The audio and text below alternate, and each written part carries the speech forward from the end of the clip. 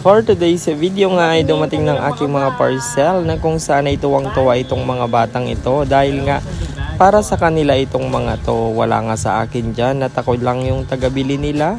Apakatagal din talaga nilang inantay ito dahil sila mismo ang namili dito sa may TikTok shop.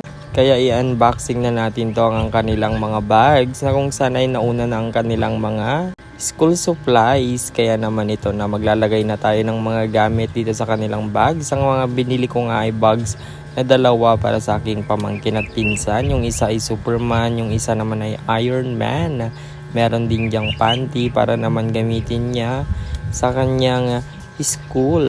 Nakakatawa nga sila kahit na yung mga ngiti na lang talaga nila yung aking reward ay talaga namang nakakatanggal ng pagod. Ako na rin nga ang nag-assemble ng mga bags nila at naglagay ng mga gamit nila para mas maayos. Ito nga yung dalawa hindi mapakali dyan sa may likod ko habang naglalagay ako ng mga gamit. At tignan mo naman, ready na silang magpa-picture para sa kanilang complete school supplies. Ito na nga yung picture ng ating pinsan na babae. At susundan niya ng aking pamangkin na lalaki kung saan ay talagang todong ngiti sila. At yung isang bag para sa pinsan ko din na taga San Guillermo. Yan lamang mga keme.